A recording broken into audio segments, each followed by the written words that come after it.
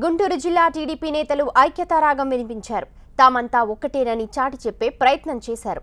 జిల్లాలోని ప్రజా ప్రతినిధులంతా ఒకే వేదికపైకొచ్చారు. 2019లో జిల్లాలోని నియోజకవర్గాలన్నీ గెలిచి తీరాలన్న సంకేతాలను కార్యకర్తలకు అందించారు. కష్టపడి పనిచేద్దాం, అన్ని సీట్లు గెలుచుకుందామని పిలుపునిచ్చారు. గురజాల నియోజకవర్గంలో టీడీపీ ప్రజా చైతన్య యాత్ర జరిగింది. జిల్లాకు చెందిన మంత్రులు ప్రత్తిపాటి, రావెల, ఎంపీ గల్లా జయదేవ్తో పాటు ఎమ్మెల్యేలు, ఎమ్మెల్సీలు ఈ సభకు హాజరయ్యారు. గుంటూరు పశ్చిమ MLA Modugula Venugopal Reddy, Bapatla MP Malyadri, MLC Ramakrishna మినహా మిగిలిన ప్రజా ప్రతినిధులంతా ప్రజా చైతన్య యాత్రకు వచ్చారు. ఈ సందర్భంగానే ప్రతిపక్ష నేత జగన్ తీరుపై తీవ్ర స్థాయిలో విమర్శలు చేశారు టీడీపీ నేతలు.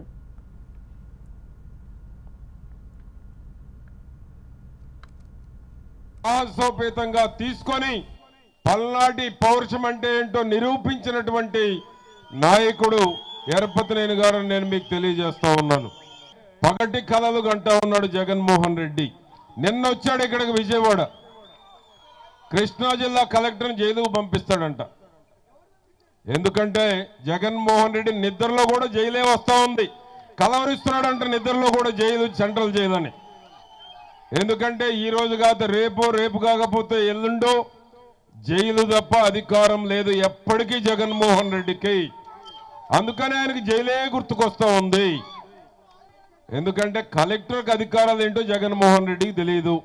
ఆ నిమిషంలో అరెస్టు చేయించేటువంటి అధికారం జిల్లా మెజిస్ట్రేట్గా కలెక్టర్కు ఉంది. అది మర్చిపోయి కలెక్టర్ని జైల్లో పెడతాడంట. శశికళను చూసినా కూడా బుద్ధి రాల జగన్మోహన్ రెడ్డికి.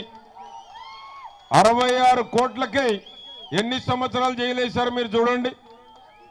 మరి 43,000 కోట్లకి ఎన్ని సంవత్సరాలు వేయాలి జగన్మోహన్ రెడ్డికి?